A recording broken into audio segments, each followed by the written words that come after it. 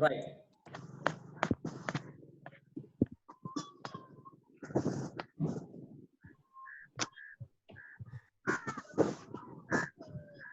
Right. Did you ever tasted any one of this? Me picture లో ఏమైతే కనపడుతుందో మీరు ఎప్పుడైనా దాన్ని టేస్ట్ చేశారా? Like you have a chicken biryani there, you have grilled chicken, right? Type yes if you tasted it.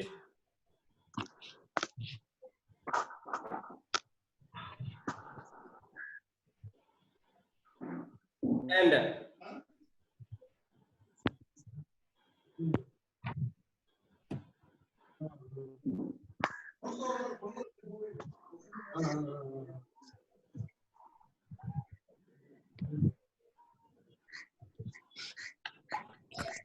hope you enjoyed this too. మీకు కనపడుతున్నటువంటి products, like we have a cake which is made up of eggs, and we have eggs, we have omelette. All this ఇవన్నీ మన దైనందిన జీవితంలో మనం ఎప్పుడో ఒకప్పుడు taste చేసి ఉంటాం, అవునా కాదా? Yes. Yes. If your answer is yes, then you might have tasted one of the poultry products. మీ సమాధానం అవును అన్నట్లయితే మీరు తప్పనిసరిగా ఈ పౌల్ట్రీ రంగానికి సంబంధించిన ఒక ఉత్పత్తిని మీరు స్వీకరించుకుంటారు. So my intention of giving these examples is tell how the poultry products have come into our lives. మన జీవితాల్లో ఈ పౌల్ట్రీ సంబంధమైనటువంటి ఉత్పత్తులు జనజీవనంలో మన ఆహారంలో భాగం అయిపోయినాయి అన్న విషయాన్ని మీకు తెలియజెప్పడం కోసం ఈ ఉదాహరణలు మీకు వాడా, అవునా కదా?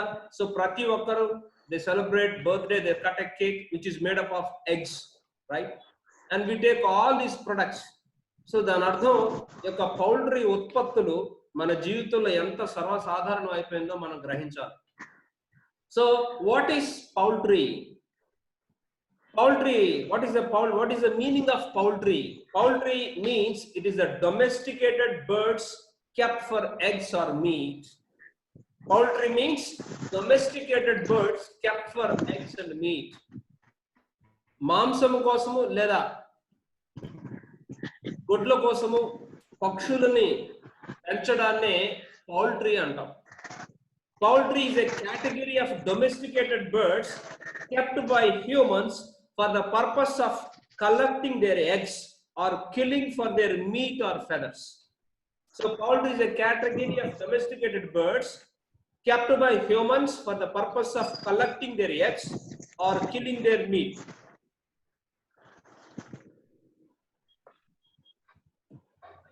So what does mean by poultry? Poultry అంటే ఏమిటి?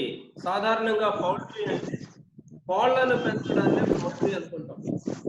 కోళ్లను మాత్రమే జీవులనైనా సరే గుడ్ల కోసం కానీ మాంసం కోసం కానీ పెంచడాన్ని పౌల్ట్రీ అంటాం. It is not only chicken. If you rear or domesticate any bird for the purpose of meat,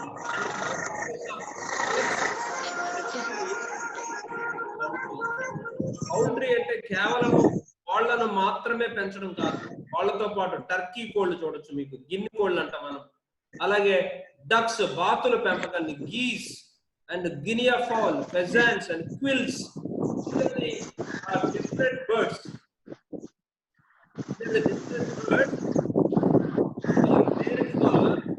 Eggs and meat. మాంసం కొరకు పెంచే ఏ పక్షి జాతినైనా సరే పౌల్ట్రీగా.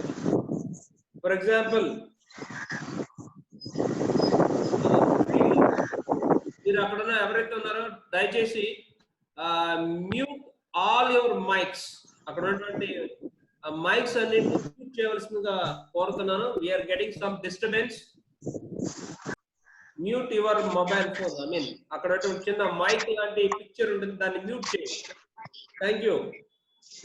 సో మీరు ఆ పిక్చర్ లో చూస్తున్నారు, we have chicken, turkey, turkey కోళ్ళు అంటాం కదా, అలాగే గిన్నె కోళ్ళు అంటాం, డక్స్, బాతులు, geese, guinea fowl, pheasants, quails, వీటన్నిటి పెంపకాన్ని పౌల్ట్రీగా పెంచాం. సో పౌల్ట్రీ అంటే కేవలం కోళ్ళని మాత్రమే పెంచడం కాదు, పిక్చర్ లో ఉన్న ఏ బర్డ్స్ అయినా సరే గుడ్ల కోసం కానీ మాంసం కోసం కానీ పెంచితే దానిని పౌల్ట్రీగా పేర్కొంటాం.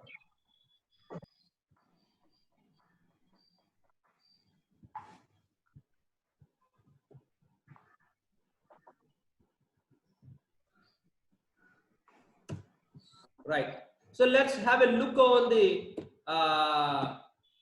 poultry status in India. So India is an agricultural country where 50 to 60% of people of India are dependent on agriculture. India is an agricultural country. భారతదేశం వ్యవసాయ సంబంధమైనటువంటి దేశం.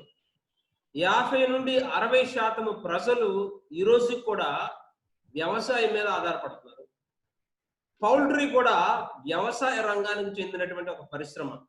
Poultry is also comes under agriculture sector, and poultry is very popular in rural areas as well as in urban areas because they provide additional income to the farmer. They provide additional income to the farmer. As a result, poultry is popular in rural areas. And India is the third largest egg producer after China and USA. ప్రపంచంలోనే అత్యధిక గుడ్లు ఉత్పత్తి చేస్తున్న దేశాలలో భారతదేశము 3వ స్థానంలో ఉంది. మొట్టమొదటి 2 స్థానాల్లో చైనా మరియు అమెరికా ఉంటే 3వ స్థానంలో అంటే గుడ్ల ఉత్పత్తిలో భారతదేశ స్థానము 3వ స్థానంలో, third position in egg production India. And India is the 4th largest chicken producer in the world after China, Brazil and USA. మాంసపు ఉత్పత్తిలో 4వ స్థానము, గుడ్ల ఉత్పత్తిలో 3వ స్థానంలో భారతదేశం ఉంది. ప్రపంచంలోనే థర్డ్ పొజిషన్ లో ఉంది India in egg production. You have to listen carefully because I am going to conduct a test every day. After this class I am going to send a link by today evening. So వీటిలోంచి కొన్ని questions ఉంటాయి దాంట్లో మీకు. Right, okay. So India position is third position in egg production, fourth position in meat production. మాంసపు ఉత్పత్తిలో 4వ స్థానంలో ఉంది. And poultry రంగాన్ని మనం 2 భాగాలుగా విభజించవచ్చు. That is layer and broiler. So layer means those birds that are cultivated exclusively for egg laying purpose is called layers. కేవలం గుడ్లను పెట్టడానికి మాత్రమే కోళ్లను పెంచితే వాటిని లేయర్స్ అంటాం. కేవలం మాంసం ఉత్పత్తి కొరకు మాత్రమే కోళ్లను పెంచితే బ్రాయిలర్స్ అంటాం. సో లేయర్స్, ఆ బర్డ్స్ ని లేయర్స్ అంటాం మనం. ఎగ్ ప్రొడక్షన్ కేవలం ఎగ్స్ మాత్రమే ప్రొడక్షన్ చేయడానికి బర్డ్స్ ని వాడితే దాన్ని లేయర్ ఇండస్ట్రీ అంటాం, లేయర్స్ అంటాం. Broiler means for the purpose of meat, మాంసం ఉత్పత్తి. ఈ లేయర్ కి బ్రాయిలర్ కి మనకి చాలా తేడాలు కనపడుతూ ఉంటాయి. బ్రాయిలర్ అంటే మాంసం ఉత్పత్తి కొరకు పెంచే కోడి 45 రోజుల్లో మార్కెట్ లోకి వస్తుంది. 45 to 50 days enough to get the money result. అంటే ఆ బ్రాయిలర్ కోడి కేవలం 45 రోజులు వాటిని పెంచితే చాలు, వాటిని మార్కెట్ చేసుకోవచ్చు మనం. మార్కెటబుల్ సైజ్ కి వచ్చేస్తుంది 45 days to 50 days.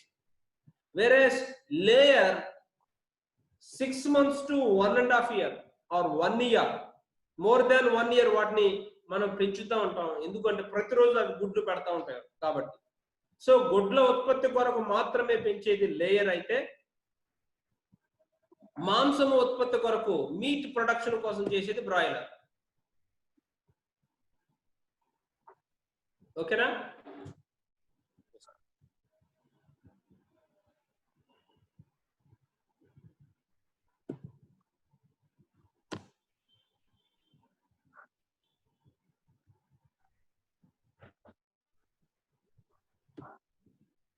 సో ఎందుకని పౌల్ట్రీ ప్రొడక్షన్ చేయాలి మనం? Why we need poultry in India అంటే, poultry produces protein at low cost. You know, our diet should be a balanced diet. That balanced diet should contain both proteins, lipids, carbohydrates, vitamins and minerals. మనం తినే ఆహారము balanced diet, సమతుల్య ఆహారం అంటాం. ఆ తినే ఆహారంలో ప్రతి ఒక్క వ్యక్తికి ఆ ఆహారంలో ప్రోటీన్ ఉండాలి, లిపిడ్ ఉండాలి, కార్బోహైడ్రేట్స్ మాంసకృతులు, క్రొవ్వు పదార్థాలు, అలాగే ప్రోటీన్లు ఉండాలి. దాంతో పాటు విటమిన్స్, మినరల్స్ కూడా ఉండాలి. So protein is a very important dietary requirement in human diet. It's a very, very important because protein is useful to build your body. Protein is responsible for production of many proteins in your body. For the production of enzymes, you need protein. For the production of hormones, you need protein. For the production of cell membrane, you need protein. And you need for the mental growth also you need protein. మనం తినే ఆహార పదార్థాల్లో ఈ మాంసకృతులు అనేవి ఉండాలి. ఈ మాంసకృతులు ఎందుకు ఉపయోగపడతాయి అంటే మన శరీరంలో ఉన్న రకరకాల ఎంజైమ్లను, హార్మోన్లని తయారు చేయడం కోసం ప్రోటీన్లు అవసరం. మానసిక పరిపక్వత చెందడం కొరకు కూడా ఈ ప్రోటీన్ అవసరం. కాబట్టి India is having a one of the second largest populated country in the world with 135 crores of population, and there is a huge demand for food for the growing population. 135 కోట్ల ఉన్న భారత జనాభాకి 135 కోట్లు ఉన్నటువంటి భారత జనాభాకి ప్రతి ఒక్క భారతీయుడికి ఆ భోజనంలో ప్రోటీన్ అనేది ప్రొవైడ్ చేయాలి. అది కూడా తక్కువ మోతాదులోనే. ఈ యొక్క ప్రోటీన్ కంటెంట్ ఫుడ్ లో తక్కువ అయినట్లయితే మానసిక పరమైన అభివృద్ధిలో కూడా లోపాలు వస్తాయి. కాబట్టి ఈ ప్రోటీన్ అనేది చిన్న వయసులోనే ఇవ్వడం చాలా important. That is the reason why egg is made a part of diet. So అందుకని కోడిగుడ్డు అనేది అతి తక్కువ ఖర్చులోనే ఎంతో విలువైన ప్రోటీన్ పోషకాలు కలిగినటువంటి ఒక పోషకాల గని కోడిగుడ్డు. So that is the reason why the government is also encouraging to give egg in the mid day meal scheme. మధ్యాహ్న భోజన పథకంలో ప్రతి ఒక్క విద్యార్థికి కోడిగుడ్డుని ఇస్తున్న government. Even in anganwadi also they distribute eggs. Even in the schools also egg was made a part of the diet because egg is a cheap source of protein. అతి తక్కువ ఖర్చుతోనే విలువైనటువంటి ఆ ప్రోటీన్ అనేది ప్రతి వ్యక్తి యొక్క భోజనంలో ఉండాలి. ఎందుకంటే ప్రోటీన్ అనేది మెంటల్ గ్రోత్ ని కంట్రోల్ చేస్తుంది. ప్రోటీన్ ఫుడ్ బాగుంటే, ఆ తీసుకున్న ఫుడ్ లో ప్రోటీన్ బాగుంటే అది మన తెలివితేటను కూడా ప్రభావితం చేస్తుంది. అందుకని ఇప్పుడు ఇచ్చే చిన్నపిల్లలకి బోర్నవిటా అని, బూస్ట్ అని, హార్లిక్స్ అని ఇస్తూ ఉంటాం. ఎందుకు అంటే అందులో సమతులన ఆహారం ఉంటుంది. సమతులన ఆహారం అంటే అందులో కావలసిన ప్రోటీన్ కంటెంట్ ఉంటుంది. Because this will influence your mental capacity. కాబట్టి భారతదేశం ఒక తెలివైన ఒక జనాంగాన్ని ఉత్పత్తి చేయాలంటే బ్యాలెన్స్డ్ డైట్ అనేది చాలా అవసరం. కాబట్టి మనం తీసుకునే ఫుడ్ లో ప్రభుత్వం కూడా ఏం చేస్తుందంటే it made egg as a compulsory in all the hostels and midday meal schemes, in all the schools, wherever it is, egg was made a part of their diet because egg is the cheap source of food with a high protein content at low cost. తక్కువ ఖర్చుతోనే ఆహారంలో మరి protein ని ఇచ్చేటువంటి ఒక source మనం ఉత్పత్తి చేయాలంటే భారతదేశంలో, అందుకోసం మనం ఏం చేయాలంటే పౌల్ట్రీని సెక్టర్ ని గవర్నమెంట్ డెవలప్ చేస్తుంది. They are developing at low cost of protein by poultry. Within 2 minutes ఒకవేళ క్లాస్ కనుక డిస్కనెక్ట్ అయిపోతే మళ్ళీ వెంటనే జాయిన్ అవ్వండి. Okay, with the same ID and same password.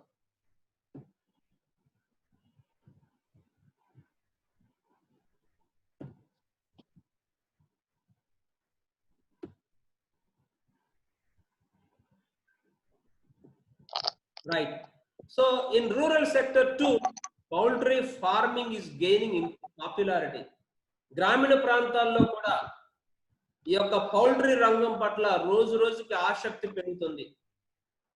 ఎందుకంటే the growth rate in poultry sector is 8 to 10%. భారతదేశ వ్యాప్తంగా poultry రంగంలో పెరుగుదల రేటు 8 నుంచి 10% ఉంది. 8 to 10% is a very high growth rate, and this growth rate is expected to increase to 16% by 2024. 2024 సంవత్సరం కల్లా 2024 సంవత్సరం కల్లా ఈ పౌల్ట్రీ రంగంలో పెరుగుదల రేటు 16% ఉండబోతుంది. ప్రస్తుతం 8 నుంచి 10%గా ఉంది. రాబోయే కాలంలో అది రాబోయే 5 సంవత్సరాల్లో రెట్టింపు పెరుగుదల rate, growth rate is going to get doubled by 2024. 16% పెరగబోతుంది. ఇక if you look into the last 3 decades, there is a tremendous growth has recorded in India poultry sector. భారతదేశ పౌల్ట్రీ రంగంలో గత 30 సంవత్సరాల్లో పెను మార్పులు ఏర్పడినాయి. చాలా అభివృద్ధి జరిగింది. ఎట్లా అంటే India's per capita egg consumption increased from 28 to 65 eggs per head per year. ఈ కోడిగుడ్ల ఉత్పత్తి గత 30 సంవత్సరాల్లో చాలా పెరిగింది. మీలో ఎంతమందికి గుర్తుందో తెలియదు కానీ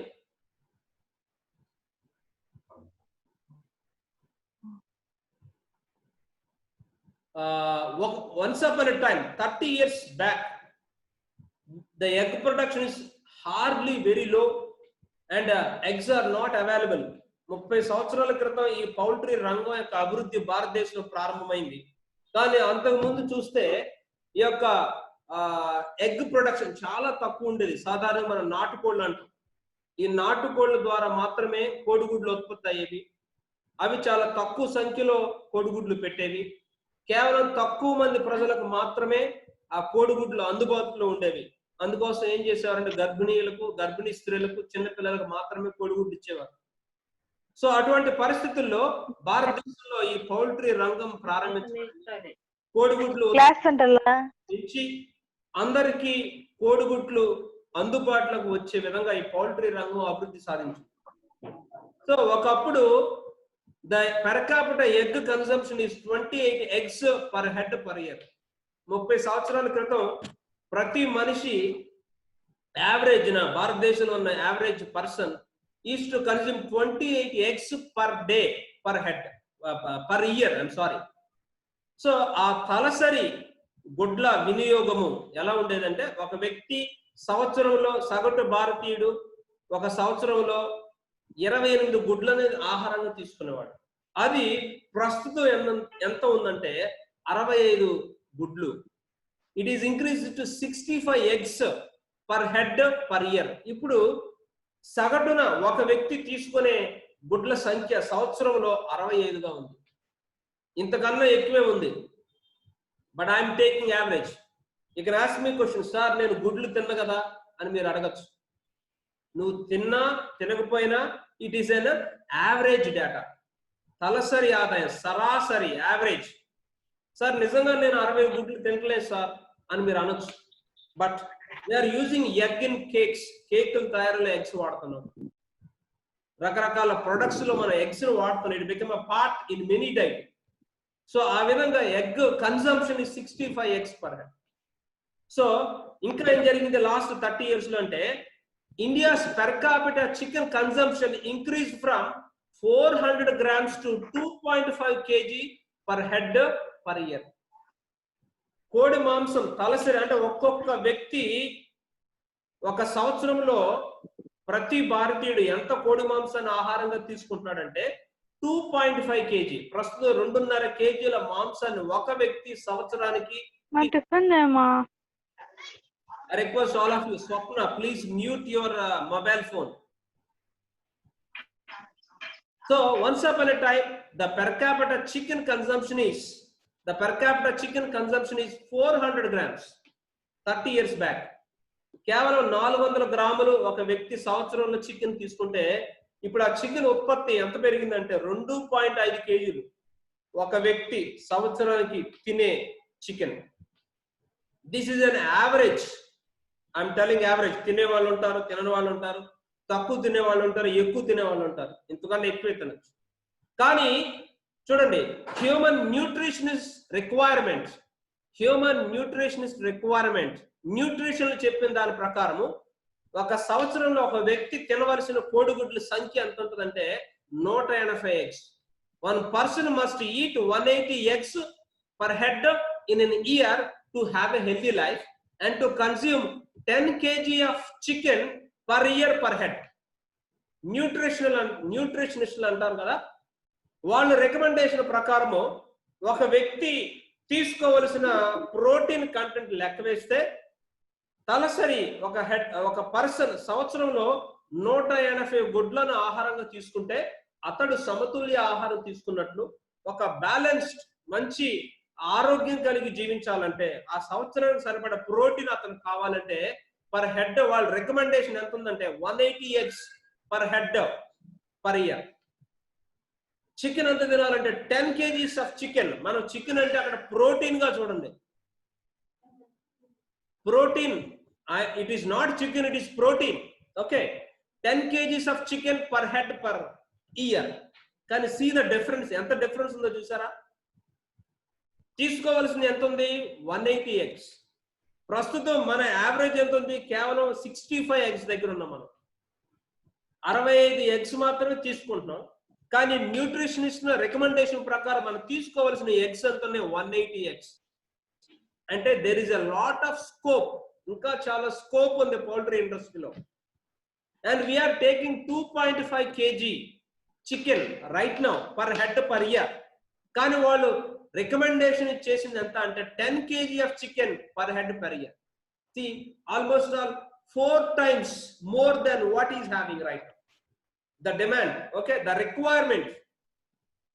కానీ ఒకసారి అదర్ కంట్రీస్ లో డెవలప్మెంట్ ఎలా ఉందంటే, like America, if you see the American statistics, in each American in an year consumes 240 eggs.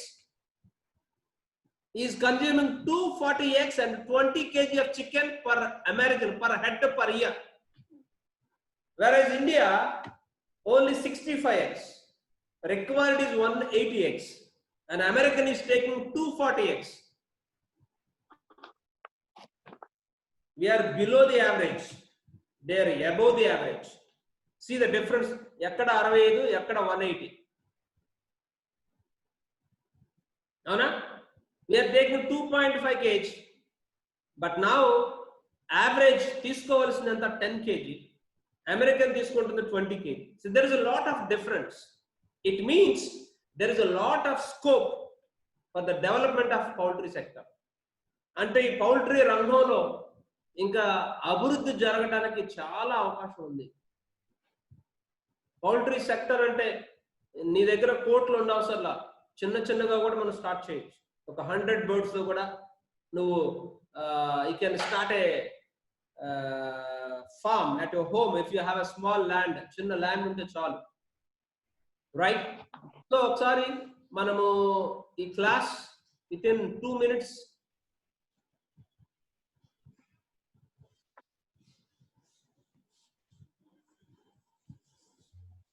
it's going to disconnect.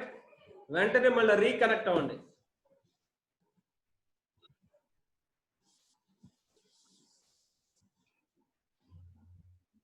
So what does we understand by looking into the statistics? ఈ statistics ని చూసిన తర్వాత మనకి ఏం అర్థమైంది అంటే ఇంకా మనకి చాలా స్కోప్ ఉందని అర్థమైంది. we have lot of scope.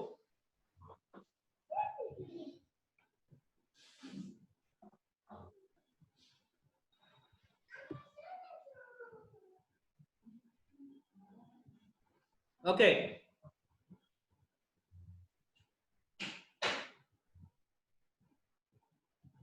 so within 1 or 2 minutes the class is going to disconnect and connect immediately.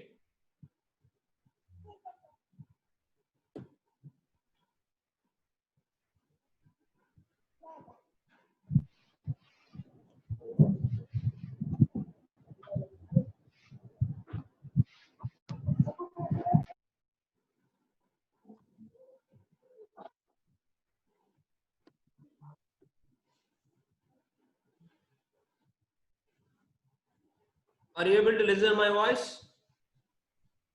Yes, sir.